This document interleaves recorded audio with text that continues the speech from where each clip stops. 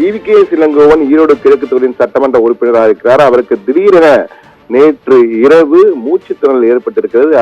அதையடுத்து உடனடியாக மியாட் மருத்துவமனை, எப்பொழுதுமே சிகிச்சை பெறுகின்ற மருத்துவமனையில் ஒன்று மியாட் மருத்துவமனை, தொடர்ந்து அங்குதான் பல்வேறு முறை அங்கு அனுமதி கொண்டு சிகிச்சை பெற்றிருக்கிறார். எனவே திடீரென மூச்சுத்திணறல் ஏற்பட்டதை அடுத்து அங்கு சிகிச்சைக்காக அனுமதிக்கப்பட்டிருக்கிறார். தற்போது அவருக்கு என்ன சிகிச்சைகள் அளிக்கப்பட்டு வருகிறது, எதற்காக அவர் அனுமதிக்கப்பட்டார் என்று அதிகாரப்பூர்வமாக இன்னும் மியாட் மருத்துவமனையிலிருந்து சிகிச்சை பெற்று வரும் மியாட் மருத்துவமனை அதிகாரப்பூர்வ அறிவிப்பு எதுவும் வெளியாகவில்லை. ஆனால் முதலமைச்சர் இன்று சுகாதாரத்துறை அமைச்சர் மா சுப்பிரமணியம் மற்றும் அமைச்சர் ஏவா வேலு ஆகியோருடன் சென்று அங்கு அவரை சந்திக்க சென்றிருக்கிறார். ஆனால் அவர் தீவிர சிகிச்சை பிரிவில் அனுமதிக்கப்பட்டிருப்பதால் அங்குள்ள மருத்துவர்களிடம் அவருடைய நலம் குறித்து கேட்டறிந்தார். அவருக்கு என்னென்ன சிகிச்சைகள் வழங்கப்படுகிறது என்பதையும் தெளிவாக மருத்துவர்கள் விளக்கியிருந்தார்கள்.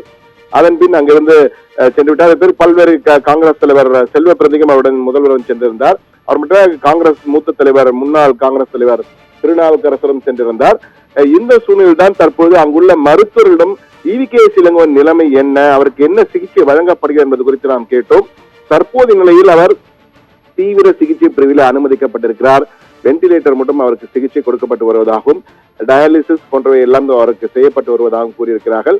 அவருடைய உடல்நிலை பொறுத்தவரை தேறி வருகிறார் என்றும், ஆனால் தற்போதைக்கு எதுவும் சொல்ல முடியாது, உறுதியாக சொல்ல முடியாத ஒரு சூழல் தான் காணப்படுகிறது. அவரது பலமுறை இது போன்ற நிலையிலே அனுமதிக்கப்பட்டு உடல்நலம் தேறி வந்திருக்கிறார் என்று மருத்துவர்கள் தெரிவித்தனர். எனவே அவருக்கு தீவிர சிகிச்சை பிரிவிலே தீவிரமான சிகிச்சை தான் தற்போது கொடுக்கப்பட்டு வருகிறது. இன்று மாலை அல்லது நாளை காலை அவருக்கு என்ன சிகிச்சைகள் வழங்கப்படுகிறது என்பது குறித்து அதிகாரப்பூர்வ அறிவிப்பு மருத்துவமனையிலிருந்து வெளியாகும் என்று எதிர்பார்க்கப்படுகிறது.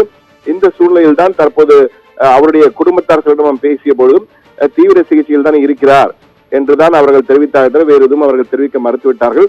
மருத்துவர்கள் சொன்ன தகவல்களை தான் தற்போது நாம் பகிர்ந்திருக்கிறோம். தற்போது தீவிர சிகிச்சை பிரிவு அனுமதிக்கப்பட்டதால் அந்த சிகிச்சை பலனளித்து உடல்நலம் தேறி வெளிவருவார் என்ற நம்பிக்கையுடன் அவருடைய ஆதரவாளர்களும் காங்கிரஸ் கட்சி தலைவர்களும் நம்மிடம் தெரிவித்தனர். பவித்ரா.